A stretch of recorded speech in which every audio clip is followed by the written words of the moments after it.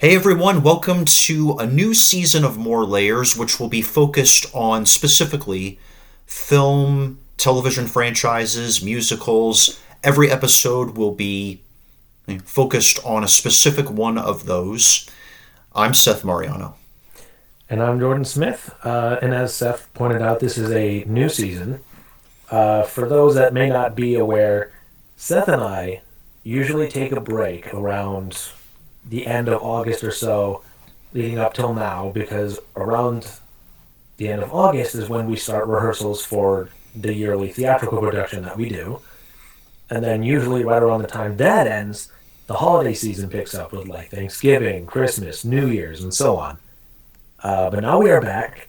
We actually did try to record this last week, but because of some sound issues we were having, we decided we were just going to re-record it, and hey, now we have a better idea of what we're going to say, so it should go pretty smoothly. Well, yeah, so just putting all that aside, we're discussing for this first new entry of the season, because we just performed it with our group, Artists Unlimited Incorporated, or AU, Joseph and the amazing Technicolor Dreamcoat, which, a little sort of background on it. It is basically a musical theater retelling of the biblical account of Joseph in the Old Testament book of Genesis, chronicling his being sold into slavery, his being promoted to second in command in Egypt, and eventually kind of guiding Egypt through a food crisis and other things. It is composed by the prolific composer Andrew Lloyd Webber, the central musical force behind other shows like The Phantom of the Opera, one of my personal favorites, Cats, Starlight Express, lyrics by Tim Rice, also responsible for, I think, Webber's Jesus Christ Superstar, but also Disney's The Lion King and the songs added for the Broadway adaptation of Beauty and the Beast. Which we actually did the year before, in case you're new here. Yeah. Right, yes. We did do Beauty and the Beast the year before. That's right. Now, one thing I said in our first attempt at recording this that I want people to realize is even though it's based on a biblical story, it doesn't necessarily mean you have to understand or initially believe in the Bible to really enjoy this. This is a musical that is done entirely through music. There is no speaking moments or anything. It's all done in song, which I believe is the only theatrical production we've ever done in the history of Artists Unlimited that has done that. But I could very well be wrong, because they did do some shows before either of us got there. But there's a lot of significance with this show, with our group, because, again, the only one done in song. It is the only one that we've done up to 4 times throughout Artists Unlimited's history, because it was the first one they ever did. They brought it back for the 5th year anniversary, then again at the 10th anniversary, which is when I came in, and then Seth came in at 2019 when we were doing Shrek. And now, this past year, they brought back Joseph again. Oh, yeah, as Jordan mentioned, it's very much an almost all-song musical. Like, almost every word is sung, similar to if you've seen, like, Les Mis, which I haven't, or Miss Saigon, which I have seen. Yeah, think of it kind of as like that. I think if you like either of those shows, you're probably going to like this. But yeah, it's definitely a unique experience because you're seeing almost everything. Almost everything thing is set to a musical melody, and this is probably true of the Phantom as well. I know because I've seen it. From my memory of it, there are some melodies that are pasted, that are used in one song or one scene, that are used again in another. But it's done in a way that you, at least I, can easily forget that the melody was copied and pasted. Well, the other thing too, which I also think would bring a lot of people in, is that because everything is done in song, it opens itself up to a wide variety of genres, which you would think, hopefully, at least at one point in this production, there's at least one that each audience member would like. There's a song in country style. There's like a French ballad in there somewhere. The Pharaoh, he's basically Elvis. And that's just a few examples. There's a calypso near the end, and some upbeat stuff. There's a wide variety. Yeah. Also some traditional Broadway, Charleston, go-go, a little bit maybe pop, rock, sort of like very, very 80s rock-ish, like George Michael, that kind of thing, style to it. Yeah. So there's definitely a lot of variety, which I think is a big part of the appeal and key to the success of it. Yes. And then at the very end of the musical, it ends with a mega mix, which is kind of like an upbeat recap of at least the vast majority of the songs in the musical. There are one or two that are not in there, such as Close Every Door, which is sung right before the mega mix and at the end of the first act. But yeah, most of the songs are at the end, which actually makes me think there is a lot of kind of repeating in this musical, even if some of the repeats are only brief. But I think the Canaan Days song is one of the only songs that I can think of anyway in the entire production that you only hear once. So, how familiar were you, like, with the content or the material of Joseph before you ever actually performed it? Well, growing up in a Christian family, in a Christian church, I was already quite familiar with this story. I didn't always, as a younger person, fully grasp all the significance and meanings behind certain parts of the story itself, but I definitely read about it a lot because as a kid, I made a few attempts to try and read the entire Bible from beginning to end.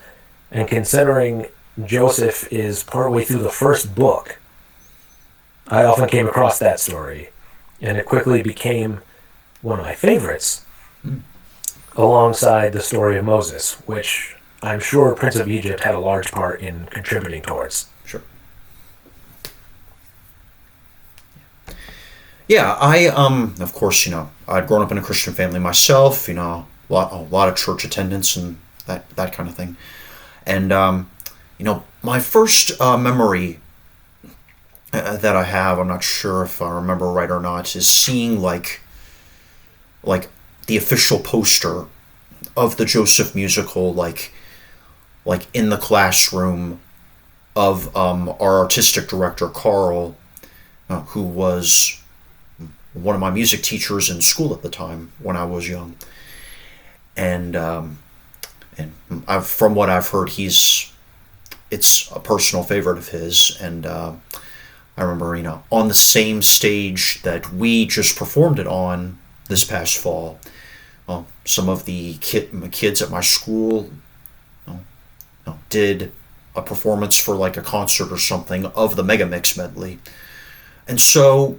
But that was about all I knew. I had very limited knowledge of the material until I probably heard the occasional Benjamin Calypso, but it wasn't really until probably the announcement of the AU production that I really became more and more acquainted with most of the material. I watched like the film starring Donny Osmond in the lead, and listen more intently, of course, to the soundtrack. So, yeah, that's pretty much, I think, my history with it.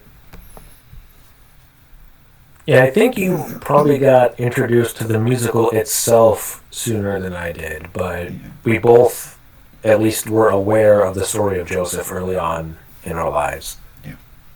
And then going into the musical itself, what would you say are some of the highlights from this past run of it? Now, for me, I had at least a couple of favorite songs, maybe more than two. One more, Angel in Heaven, which I was one of Joseph's brothers in, which is the country square dance hoedown. It kind of took me back to a time when a mutual friend of ours, like the year before when we were learning Beauty and the Beast, some of us, we celebrated our friend's birthday, and then some of us went to a barn and did square and line dancing. And our friend's really into that kind of thing, so I thought, oh, he's going to like that part. Yeah, and he came, and sure enough, he liked it. So that definitely made it special. At least for that reason. I know who you're talking about, too. Yeah. So at least for that reason, it was special. And then there was Close Every Door, which, honestly, it's one of the most raw, intimate, and pretty, I guess you could say, heart-piercing songs that I've ever heard. It comes from a place really deep within the singer. I feel like it's very, very vulnerable.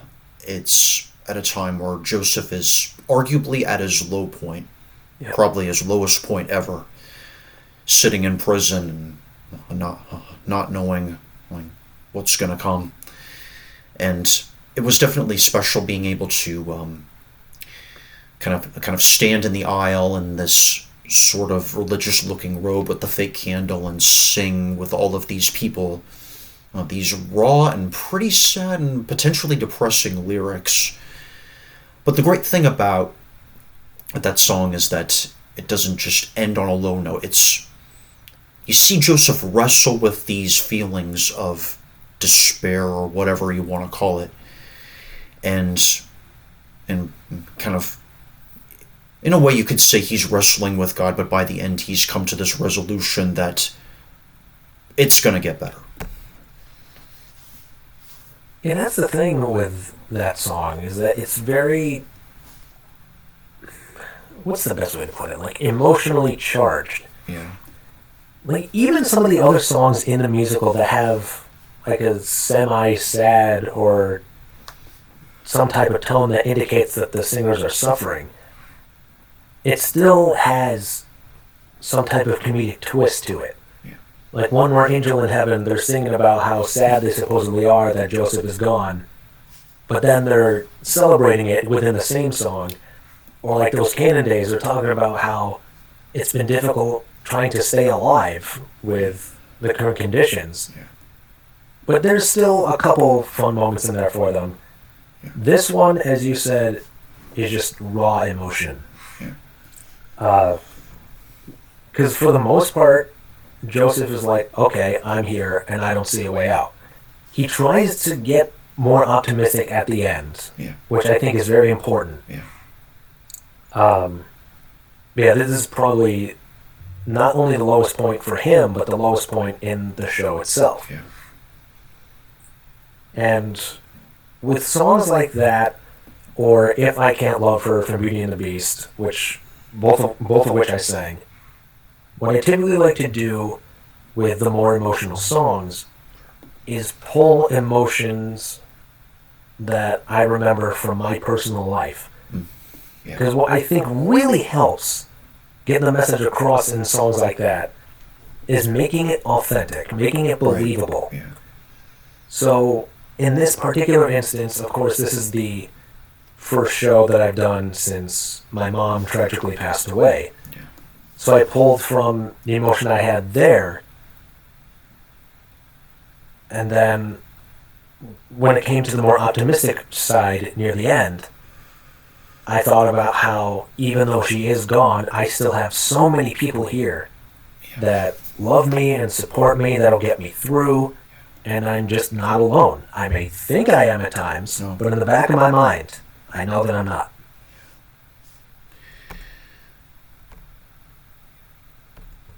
Yeah, I think the best performances really, really come from a genuine place or authentic place deep within.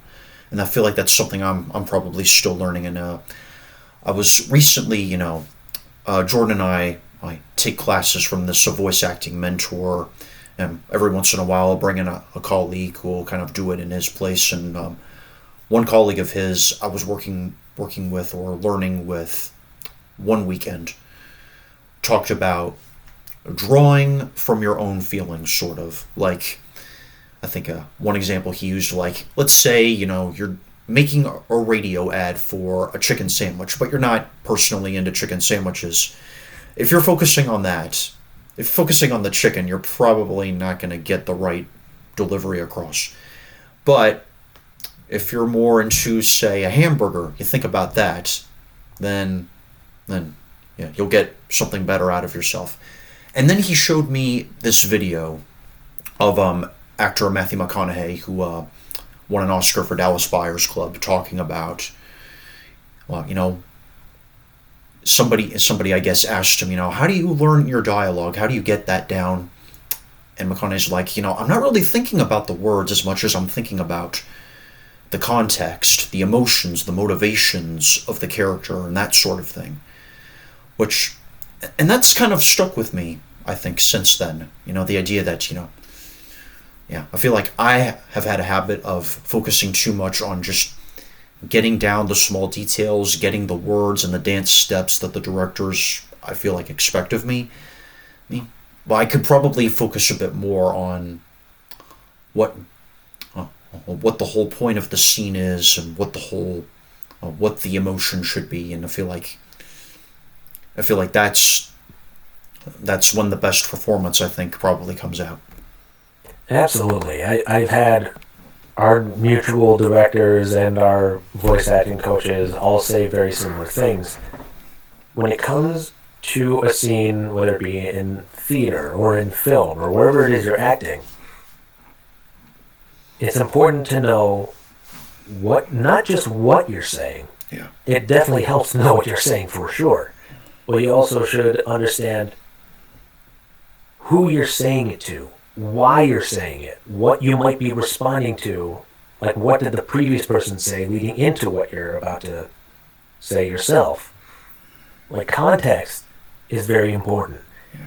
And if you don't understand why anything is being said, then it's hard to deliver it the way it's supposed to come across. So, like you were saying, even if you're not into a particular topic, you can think about something that you are into and channel that.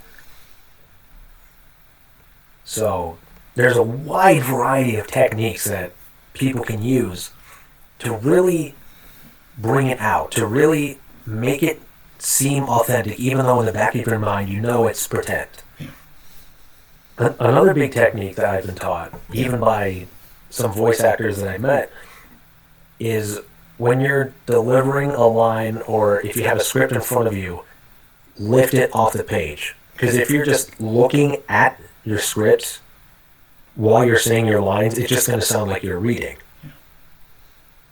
So there's a lot of things you got to consider, but once you get it down, your believability, your authenticity goes way up. Yeah, and I was just thinking of the past couple weekends I saw a production that several of our volunteers in the cast were participating in, and I thought back to, and I was thinking about, one particular who had a major role in it. So I've known this person for a few years, ever since like I started in Artists Unlimited, and she, and it's like, and when I was watching her just the other weekend, I wasn't really thinking about the performance or the technique or that kind of thing as much as I was thinking about the person playing the role that I had come to know so well personally. And naturally, I think she fit this character. She was kind of the embodiment of it, I guess you could say. Yeah, we definitely have a lot of talented people in our cast, which is very much important, especially in this day and age. Because for those that are not familiar with what group we're talking about, this theater group, Artists Unlimited, is an organization that allows those with various types of disabilities to be able to perform on stage without prejudice. Because a lot of these guys, they might not get the opportunity otherwise to demonstrate their skills and their talents. And this organization is here to give them that chance. And every single time, people are blown away by what they're able to do. Because they're always so set in their minds thinking about what they can't do. But when they see what they can, it changes their whole perspective in the best possible way.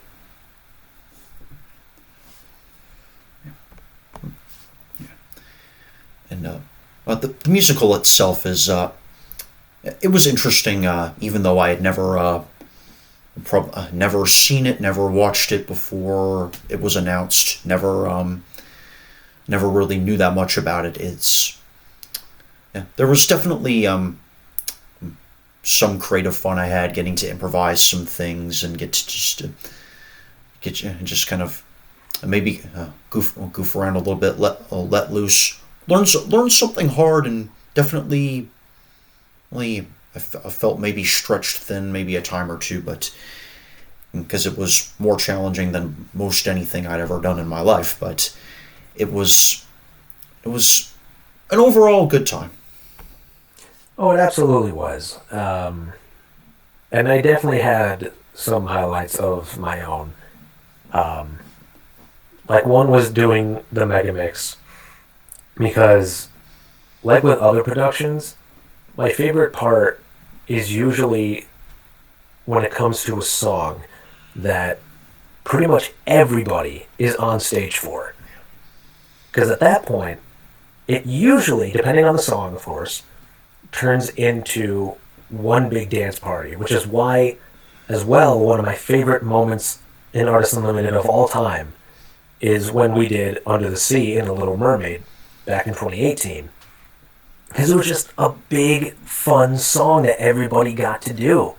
And the audience got involved. They were clapping, they were cheering, even before the song was over. So when we did the Megamix, it kind of brought memories like that back. Because a lot of those songs were thrown back in one big mix, and we all got to dance to it. And there was a little bit of improvised dancing in there. Like one notable move that a few of us started doing, kind of just to be funny, is a sequence of movements from Tobey Maguire's symbiote era dance in Spider-Man 3, where he walks out the door and starts clapping, spinning his arms around. And our choreographer, at first she didn't understand what was going on, especially the more people started doing it. But once we explained it to her, she's like, I don't get it, but you guys are having fun, and that's all that matters. Yeah. Yeah. Another castmate and myself, like a time or two, yeah, we incorporated that what we refer to as like the Bully Maguire dance, which is basically, Tobey Maguire's sort of John Travolta imitating dance in the streets of New York in Spider-Man 3. It was a bit goofy, but definitely a great way to let loose. Yeah. And it was one of the few times where Seth and I had direct interaction with each other. Because even though I was Joseph and he was one of Joseph's brothers, there weren't too many times where the two of us specifically either talked or directly interacted. But in the Megamix, there was a moment where we got to stand right next to each other. Seth started singing, then both of us started singing with everybody else, and it was just great. Yeah, it was. It was special. It was just...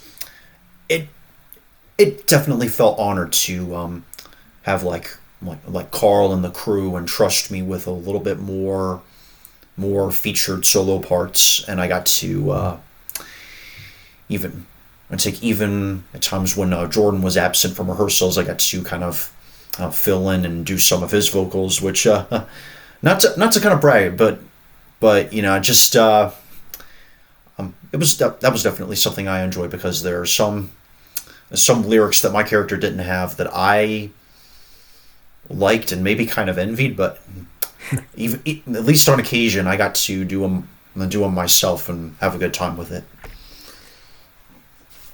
That's actually really cool that you were able to do that, because it kind of goes into one of my next points. And I know we've talked about this in previous seasons, and I mentioned this in our attempted recording of last week.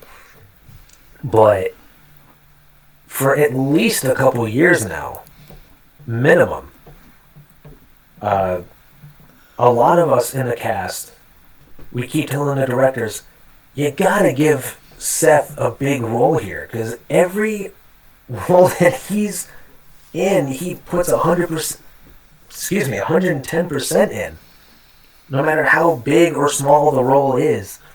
Like in Beauty and the Beast, when you were the bookkeeper, like you seemed generally thrilled to see Bill. Oh, my mouth is moving faster than my brain. But you are so thrilled when Belle walks in, and I'm like, wait, you already read that book twice. But of course, an example a lot of us like to pull from is when you were Phineas Trout in Willy Wonka. Because we could tell just how your character was feeling at any given moment. Like when something wondrous was happening, you just seemed in awe of it. Or what made a lot of us laugh is when one of the kids specifically was annoying the heck out of you. You looked genuinely frustrated, like you wanted to be out of there. And it was priceless. And definitely, at least since then, we've been talking to the directors, being like, whatever show we're doing, please give a big role to Seth. Yeah, well, I definitely appreciate that from you guys, and I feel like things are probably heading in that direction probably sooner than later, because I remember when we were learning this past Joseph show, there was a time I got to work one-on-one alone with Carl on, gave me a little bit coaching on vocal technique, that kind of thing, on a couple of songs that are in the show that are not even my vocals in the show, but yours technically. But yeah, but it's a good indicator that things are headed where I guess I would like them to be, and I definitely feel honored that I'm being entrusted with more, and I feel like I'm getting more confident and getting a bit more of a shot. So we'll see what happens. Yeah, they've definitely seen what you can do, and people are going to keep recommending it. So, of course, fingers crossed. I know that the last couple of shows, the titular character was a guy, so they might do a show where the titular one is a girl, but you can still get one of the big male leads. Yeah. All it really boils down to is figuring out what show we're doing, and then we'll be able to start speculating, kind of narrowing down who we think is going to play what. But that announcement probably won't come for another couple months, but we'll see. Yeah, they usually make a public announcement, like getting cast back together for a reunion to kind of catch up and everything, and then they'll announce eventually what they plan for the next show to be. Yeah, the general timeline for each fiscal year for Artists Unlimited, minus the Dance and Voices Unlimited stuff, is that usually around March or April, we have that reunion where we find out what the show is, and then come August, rehearsals begin. We usually start with 2, maybe 3 a week, depending on what songs and what roles and other minor details.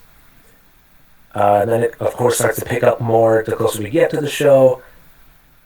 Then, in most cases, the show itself is in November. There have been a couple exceptions where that was not the case. But then, of course, our final show happens. We have our celebratory cast party where we just dance around and have some good food and have a good time before we all say goodbye. And then we usually meet at least one more time for a Christmas party along with some other groups that we're a part of. And then the next year starts and the cycle starts over again. Yeah. We're a tight-knit family. We really are. And it's, yeah, moments like this and the times that we have together are definitely precious to a lot of us. And definitely, I definitely look forward to those events year after year. Yeah, it's a common thing for people in theater to say that the people they're acting with are like family. We genuinely mean it when we say this group is a family. I cannot begin to tell you how many times the group has supported each other. And what's really cool is that even when somebody really wants a particular role, but then it's given to somebody else, they're not mad about it. Instead, they're just celebrating the person who did get the role. And a couple examples that I like to go to is the reaction from the theater group when my parents individually passed away. Like when my dad passed away, Artists Unlimited sent my family this large bouquet, some food and some other supplies. A nice big card was written with so many signatures on it. People kept asking if I was okay, if I needed anything.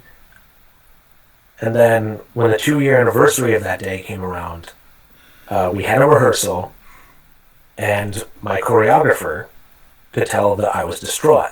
When I explained what was going on, suddenly the entire cast just got enveloped in a big group hug, and I will never forget that moment. It is a genuine core memory. And then it very similarly occurred that way when my mom passed. Like, people were sending things, they were checking in, they were asking if I needed anything. So much love and support. And the best part of all of that is that nobody is asking them to. They're not doing this because someone is like, hey, we should go help this guy. They all just genuinely want to. So, again, when we say this group is like a family, it's about the closest you can get to being a family without being biological.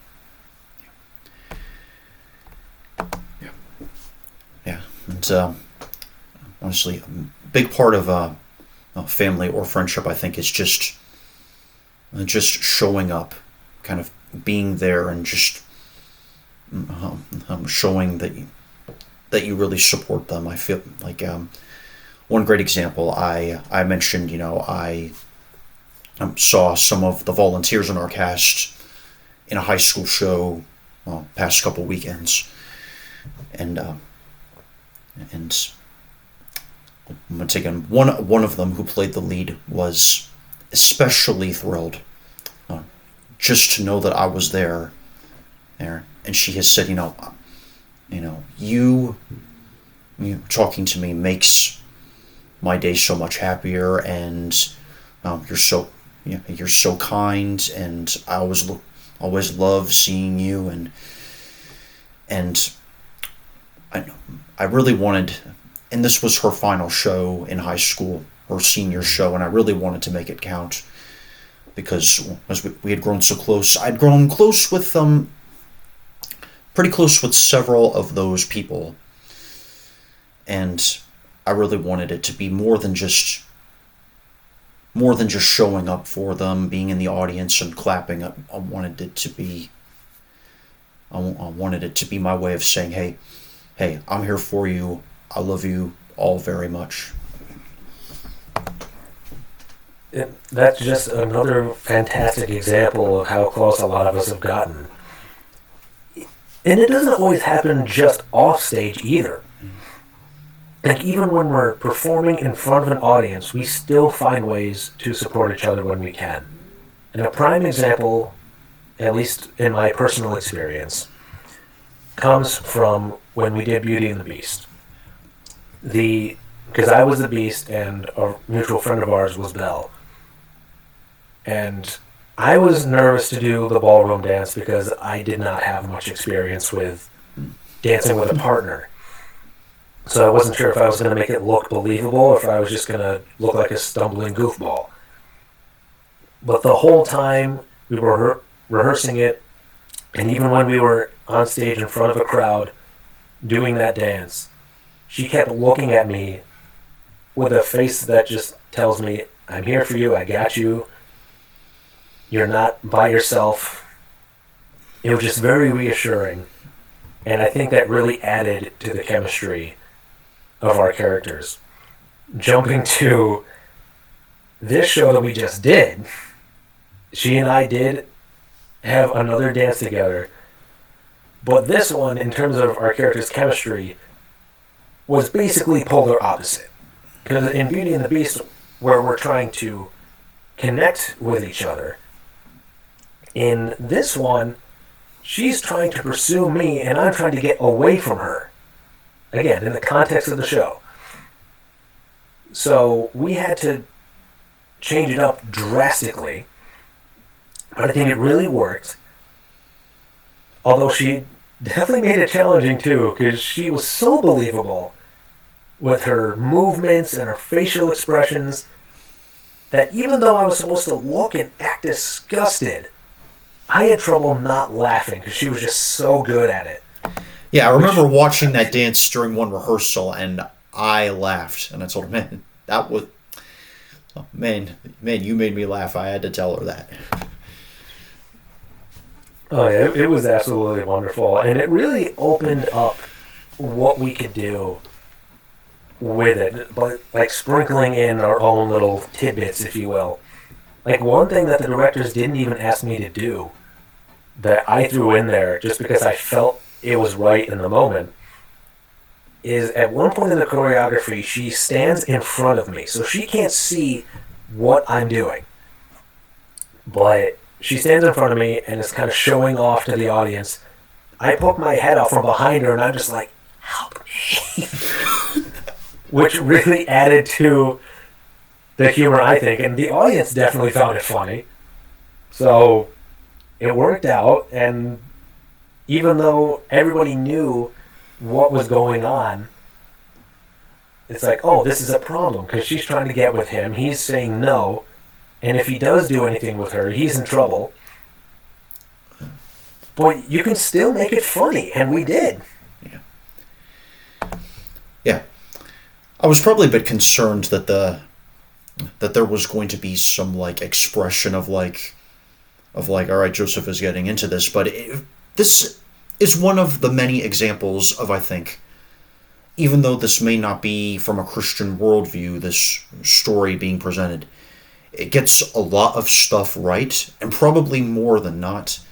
One example of this scene, Potiphar's wife kind of hitting on Joseph. You see, at least in our version, Jordan is breaking away because he's not to put down Mr. Straight and Narrow, which is a good thing. He'll back away like the real Joseph would if you've read the book. Yep. Of course, we don't see the dramatic moment of Joseph running away, leaving his cloak behind, but we see enough to see that our Joseph is not going to give in to this. Yeah, the general formula I tried to stick with is whenever we were not making physical contact, or if she wasn't anywhere near me, I would at the very least look confused and or concerned. And then when she would like put her arms on my shoulders or move me around, that's when I tried to look absolutely disgusted. Yeah. Because usually that kind of thing can lead to a lot of other less PG things. Yeah. So, which is what this character wanted with him. But like you said, he doesn't flat out run off in this version. He tries to, but she keeps him around. And as the lyrics kind of imply, it causes so much of a commotion that Potiphar comes in and sees what's going on, and it's misconstrued, but he doesn't realize that. Yeah. You mentioned you liked Benjamin Calypso particularly, and I think you said One More Angel. Yeah, One More Angel was a good one because I kind of gotten into country music a little bit, not as much as some other people, but there are some good ones in there. And there's just something ironic, which I guess is kind of the point with this song, that they're trying to be all sad, being like, Father, we hate to tell you this, but Joseph is gone. When in the back of your mind, you know that what they're saying is one big white lie. But they're just enjoying the heck out of it, which is made very apparent by the fact that whenever their father Jacob is not in the room, they're dancing, they're celebrating. He walks back in, they go back to being mellow for a second. He leaves again, then they go right back to dancing again. Yeah, I had some fun with this number. Definitely, there. The hoedown section was pretty fun. I liked, being able to do some line dance, which I had done, like the Artist Unlimited season before, like when I celebrated our mutual friend's birthday, going to the barn.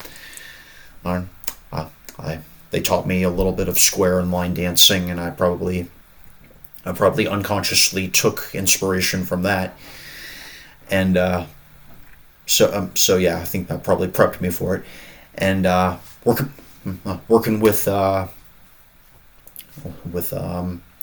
some of the other cast, kind of doing promenades and stuff, and doing like the move under the bridge and stuff. It was pretty fun to do. Oh, absolutely. Like, even though I wasn't in it, it was still very much fun to watch. Yeah. And when it comes to Benjamin Calypso, I mean, the song itself is already fun, but a big reason why I enjoy it is because there's parts of that song that are very similar to the melody of the VeggieTales theme, and ever since I made that connection, it's hard to separate the two. Yeah. So whenever it gets to the part of the song where they're like, da, da, da, da, da, da, all I can think is lima beans, collard greens, and so on. Right. And then once I made that connection, I started going through the rest of the musical, seeing if there's any other connections that I can make. And the opening to Potiphar's song is kind of similar to the opening of the VeggieTales theme, because they both kind of do the dun, dun, dun, dun. Right. And the fact that there was a calypso in this song that sounded similar to VeggieTales, along with how VeggieTales in their Gilligan's Island parody also kind of had a calypso song in there. Yeah. It's like, I can't help but wonder if one took inspiration from the other at some point. Probably not, but hey.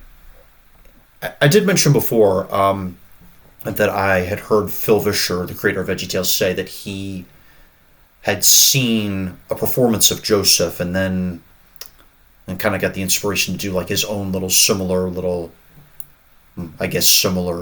mini musical to kind of tell a biblical story with, and then the result of that effort, I guess, was the Daniel in the Lion's Den segment from the first VeggieTales video. And you can see the influence, I think, in maybe a couple of places in that segment, like the one that probably came to my mind first was the scene of Daniel in the Lion's Den, kind of looking up,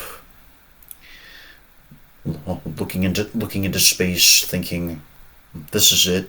I'm probably going to get eaten." And then that angel starts singing, "Don't cry, Daniel." That same sequence of notes you can hear like at the start of the Joseph prologue.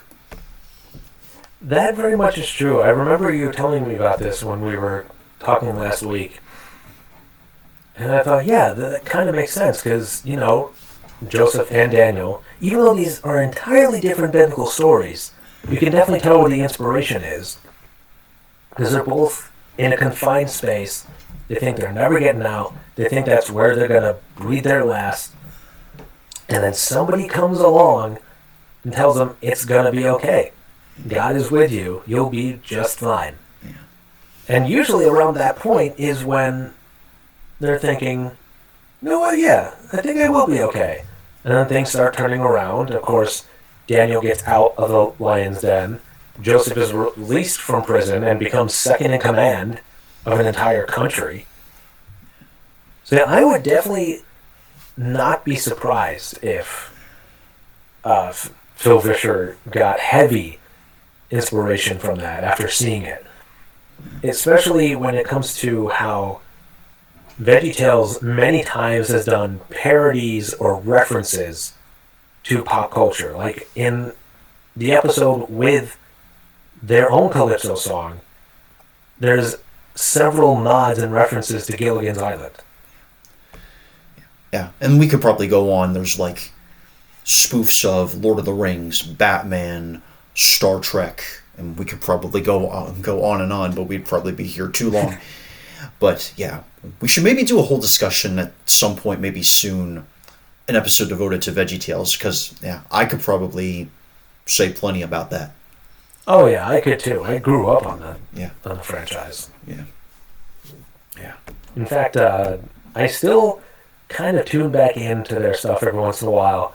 And there's a guy on YouTube by the name of Seaman Flip that will take random clips off the internet and animate VeggieTales characters over them, and it's so good. No, there is an official VeggieTales YouTube if anyone's interested. Like, they're like full segments, full episodes. You can stream on there for anyone who's curious or interested. Yeah, that's one thing I noticed with a few of their episodes, specials, whatever you want to call them.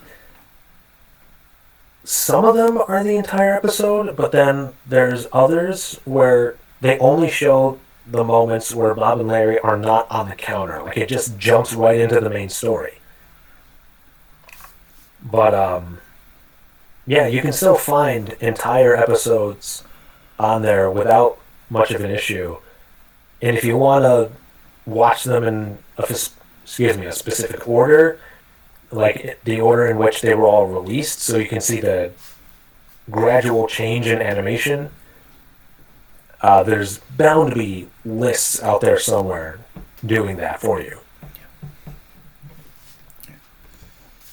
And actually, I'm surprised we didn't even think to talk about this last week or even now, but VeggieTales did have their own version of Joseph. Oh, right. Ballad of Little Joe. That's true. Yeah, they kind of did a Western version of it, which was explained at the beginning of the episode. Yeah, they had their own version of it. They were in a Western town. Joseph ended up becoming a sheriff. He still saved the town. They replaced bullets with dodgeballs, which I thought was really funny. Yeah, it was a well put together version of the story that you probably wouldn't see anywhere else, and it still gets the point and message across. Yeah, I have honestly not yet seen it. I have seen like the follow-up. You could say this is sort of the sequel, Mo and the Big Exit, which covers the Moses story. But yeah, not yet watched Little Joe. I recommend seeing it at least once at some point, especially now that you're even more familiar with the story of Joseph. Yeah. Yeah, I think I have that one somewhere because I still have at least the DVDs of VeggieTales that I had.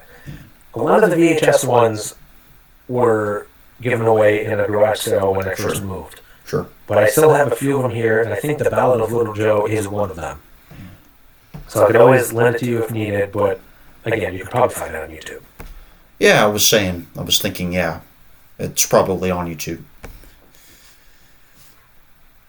Yeah, there's plenty of versions of the story of Joseph for anyone that wants to see it at some point. Of course, there's a VeggieTales one.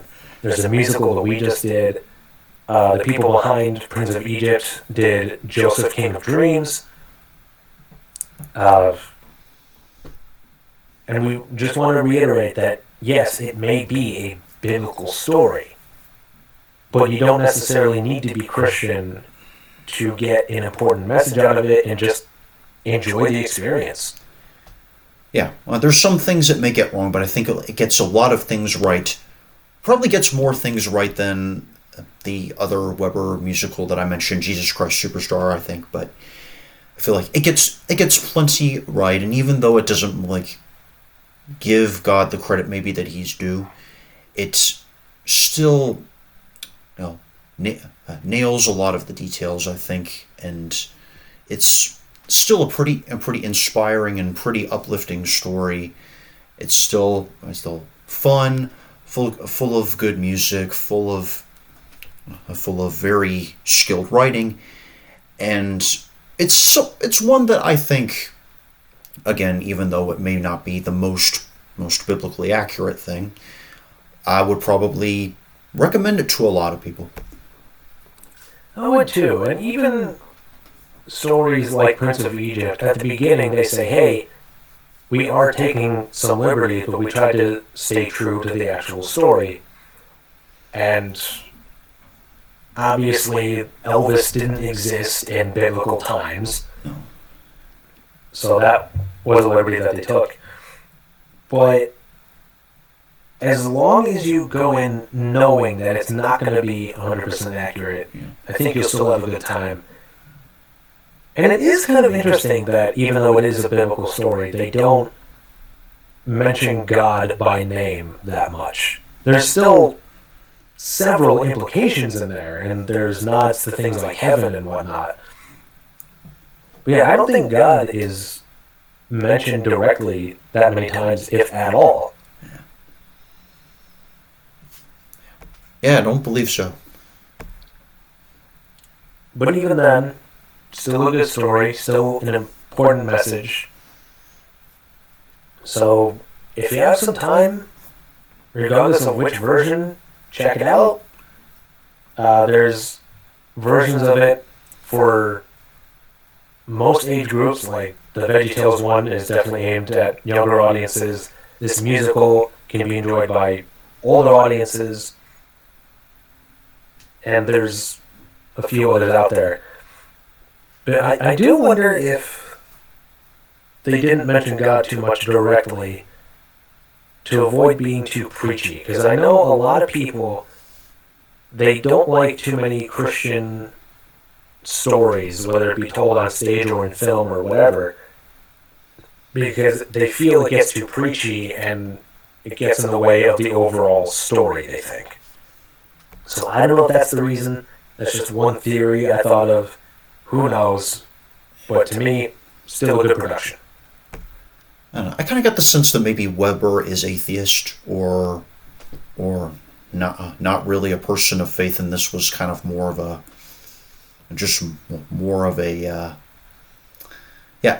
I'm not sure if I'm not sure if he really is a person of faith. I don't really feel like I feel like he may be atheist. So yeah, I'm not sure. Yeah, I'm not either. I'd have to do some research on that to verify. Yeah. Well, I feel like that's about all I have to say about it. So I think we'll kind of wrap it up here, and thanks everybody for listening to this, and maybe give Joseph and the Amazing Technicolor Dreamcoat a try. Tell us what you think of it, and you can stream us anytime now on YouTube and YouTube Music. And we'll be back soon with a whole nother franchise, film, show, or musical to discuss, and come back and see what we got. Yeah, if you have any questions, comments, concerns, any specific film, TV show, musical, what have you that you want us to talk about, reach out to us. We'll be happy to hear from you, and we'll respond as best we can. But yeah, until next week, enjoy all the episodes we have so far. We have plenty of them, and we hope to see you soon. Take care.